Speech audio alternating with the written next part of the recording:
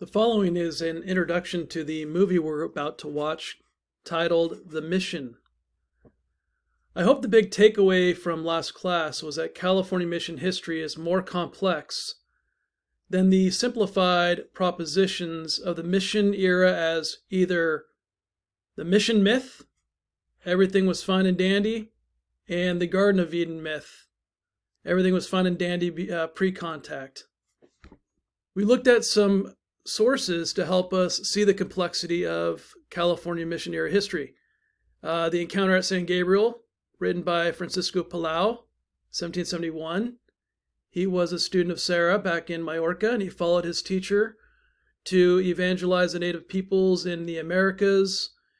And in it talked about the native Californians near Mission San Gabriel area. In its founding, they were about to attack the small band of soldiers and priests, and this beautiful painting of Mary was taken out, and it basically subdued the natives. But on the flip side, Palau also talks about down the road how one soldier abused a native woman, and there was a revolt. So a kind of an example of good and bad. And then we looked at excerpts from Serra's Representación, where he goes all the way to Mexico City to talk to the viceroy and say, hey, the missions are not doing as they were intended, and we need to clean up our act, and these are things we need to do in order for them to be successful.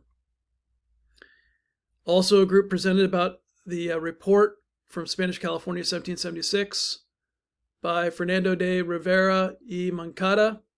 Another example, but here in California, of the relationship between church and state and how to achieve its comparable goals.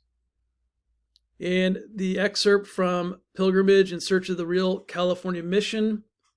This is about Rogerio Roca and the California Indian from Mission San Fernando de Rey, España, in the San Fernando Valley, down in the Los Angeles area, and how when the Americans come in, this is kind of an emblematic story of how the natives were treated, left out, lands taken, stolen, left out to die on the side of the road, racism's at work, people could care less, because poor Rogerio had a great piece of land with a natural spring on it. And then we didn't get to it in my classes, but the excerpt from Meet Pablo Talk, Indian from the Far Shores of California. He's an example of born and raised at Mission San Luis Rey de Francia in Oceanside. And he, as a young boy, will go all the way to Rome to study for the priesthood. And while there, his writings of the language of his people, the histories of the people of Southern California, the native peoples, are the earliest writings from a California Indian, let alone a mission Indian, a California Indian. So at work in all of this is capture the flag, right? I brought to your attention how the Spaniards felt that the Russians were intruding on their lands that were documented by Sebastian Vizcaíno, the explorer in the early 17th century. And also there was concerns about the British intruding on what, at least on paper, were Spanish lands, peopled by about 300,000 native Californians. And the British, of course, came down as far south as Marin County, but that was back in the early 16th century. So this idea of if the flag is there, it's our land, right, was at work.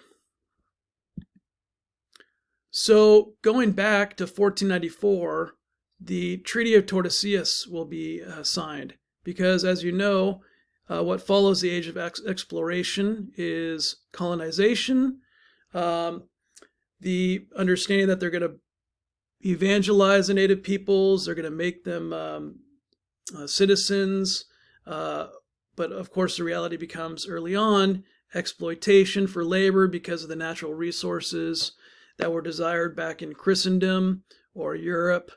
And What happened was after Columbus, a couple of years after, Catholic Portugal, Catholic Spain were bickering with each other about whose lands are what, because that whole capture the flag thing, right? So they looked to the Pope as a mediator, and the Pope basically took the map at the time of the known world and wrote a line right down the center of it and said, what's on this side is Portugal's, what's on that side is Spain's. However, maps were not very specific, right? So at the heart of the movie, we're going to, accurate. At the heart of the movie, the mission is that where is Catholic Spain's land? Where is Catholic Portugal's land? Because Portugal at the time allowed for slavery. Spain had forbid it. So I think at the heart of this movie, yes, you have the whole church and state issues and so on, the human struggles between human dignity versus beasts of burden. But I really like how the tagline for the movie captures it very succinctly. It says, "Deep in the jungles of South America, two men bring civilization to a native tribe. Now, after years of struggle together, they find themselves on opposite sides in a dramatic fight for the natives' independence. One will trust in the power of prayer. One will believe in the might of the sword." So the two protagonists are this character played by Robert De Niro, who is a slaver. His name's Rodrigo, who has a beautiful conversion experience, and he becomes a Jesuit brother, religious. And then Jeremy Irons, who plays the priest who's the boss, and Robert De Niro's friend in the movie. And he really is a powerful character. There's a famous line, a beautiful line, where he says, "If might is right, then there's no place for love in the world." So we'll see how this plays out. A little note that flashback is used in the movie. Some guys in the past get really confused by its use, so I just wanted to bring it to your attention. Flashback is a technique writers use to present events that happened at an earlier time. So, such as in the movie The Mission, right in the beginning, Cardinal Altamirano is writing the Pope about past events. This issue about, where are the Guarani tribes' villages? Is it in Spanish lands or is it in Portuguese lands? Can they be enslaved or are they protected under the Spanish crown? So enjoy.